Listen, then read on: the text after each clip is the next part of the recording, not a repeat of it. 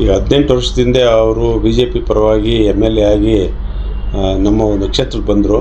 ಅವತ್ತಿಂದ ಸ್ವಲ್ಪ ಹಂತವಾಗಿ ದಾಸನಪುರ ಹೋಬಳಿ, ಹೆಸರುಘಟ್ಟ, ಯಲಹಂಕ ಅವರು MLA ಆಗಿ ಬಂದಿದ್ದು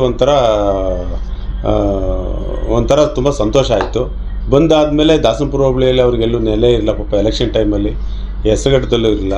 ಇಲ್ಲಿ ಬಂದು ಜನಗಳನ್ನ ಹೊಂದಾಣಿಕೆ ಮಾಡಿಕೊಂಡು ಜನಗಳು ಮನಸ್ಸು ಗೆದ್ದು ಅಭಿವೃದ್ಧಿ ಪಥದಲ್ಲಿ ಎಲ್ಲಿ ಹೋದರೂ ಅವ್ರಿಗೆ ಅಭಿವೃದ್ಧಿ, ಸಣ್ಣ ಪುಟ್ಟ ಕೆಲಸಗಳಿದ್ರು, ಯಾರೇ ಒಬ್ಬ ವ್ಯಕ್ತಿ ಕೆಲಸ ಅಂತ ಮನೆ ಹತ್ರ ಹೋದರೆ ಬೆಗಲ ಮೇಲೆ ಕೈ ಹಾಕಿ, ಆಯ್ತು ನಿನಗೇನು ಕೆಲಸ ಆಗಬೇಕು ಅಂತೇಳಿ, ತಗೊಳಪ್ಪ ಫೋನು, DC ತಗೋ, AC ತಗೋ, ಕಮಿಷನರಿಗೆ ತಗೋ, ಪೊಲೀಸ್ನವ್ರಿಗೆ ತಗೋ ಅಂತೇಳಿ ಯಾರಿಗೂ ಆ ಒಂದು ಭೇದ ಭಾವ ಅಲ್ಲದೆ ಅವನು ಯಾವುದೇ ಪಾರ್ಟಿಯವನಾಗಲಿ MLA ನಾನು ಎಲ್ಲರಿಗೂ ಒಂದೇ, ಯಾವುದೇ ಪಾರ್ಟಿ ಪಕ್ಷ ಭೇದ ಮರೆತು, ಜಾತಿ ಭೇದ ಮರೆತು ಅವರು MLA ಅವ್ರ ಕೆಲಸ ಏನಿತ್ತು ಅವ್ರ ಕಾನೂನು ಅಡಿಯಲ್ಲಿ ಕೆಲಸ ಮಾಡಿಕೊಟ್ಟಿದ್ದಾರೆ.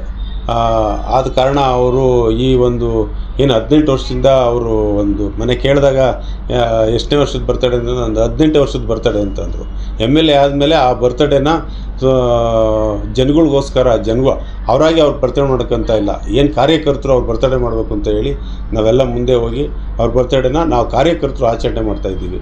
ಹಾಗಾಗಿ ಅವ್ರ ಬರ್ತಡೇನ ಎಲ್ಲ ಕಾರ್ಯಕರ್ತರು ಸೇರಿ ವಿಜೃಂಭಣೆಯಿಂದ ಮಾಡ್ತಾಯಿದ್ದೀವಿ. ತಾವು ದಯವಿಟ್ಟು ಈ ವೀಕ್ಷಣೆ ಮಾಡ್ತಾ ಇರೋರು ಈ ಒಂದು ಏನು ನ್ಯೂಸ್ ಬರ್ತಾ ಇದೆ, ದಯವಿಟ್ಟು ಅವತ್ತು 24ನೇ ದಿವಸ ಅವರ ಒಂದು ಮನೆ ಹತ್ರ ಬಂದು ಅವ್ರಿಗೆ ಧನ್ಯವಾದ ತಿಳಿಸಿ, ಅವ್ರಿಗೆ ಹಿರಿಯರೆಲ್ಲ ಬಂದು ಆಶೀರ್ವಾದ ಮಾಡಿ, ಹಿರಿಯರೆಲ್ಲ ಅವ್ರಿಗೆ ಒಂದು ಅಭಿವೃದ್ಧಿ ಪಥದಲ್ಲಿ ಹೋಗಲಿ ಅಂತೇಳಿ ಅವ್ರಿಗೆ ಸೇವೆ ಮಾಡಬೇಕು.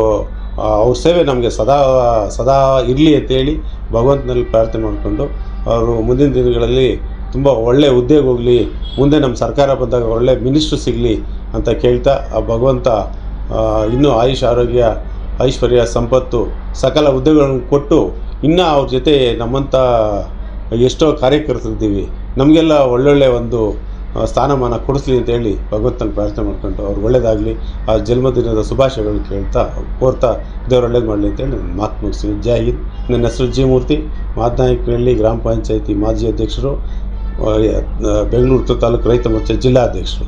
ಜೈ ಹಿಂದ್.